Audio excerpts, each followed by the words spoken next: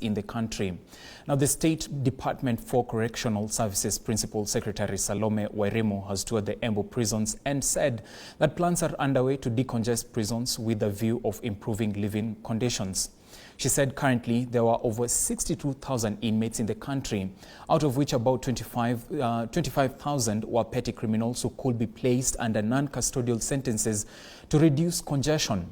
Additionally, PS Wairimu said they were also scaling up the alternative dispute resolution mechanism to see to it that disputes, especially family or land-related, were arbitrated and resolved locally.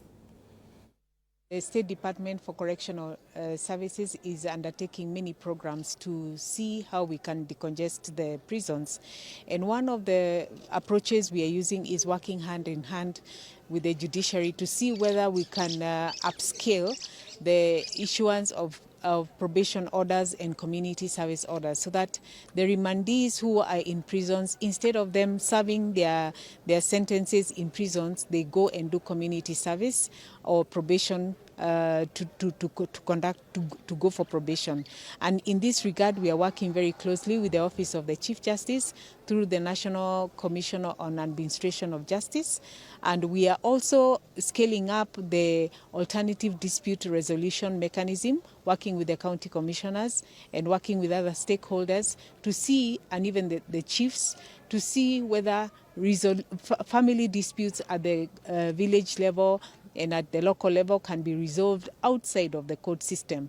And so that way families are not only united, but also resolutions problems are resolved, especially problems relating to petty theft, problems relating to land can be resolved, and that way we do not have more people being in prisons. Currently we have over 62,000 inmates, and out of those 62,000 inmates, more than 25,000 are remandees. It is not necessary for the majority of them to be held. Meanwhile, the Senate held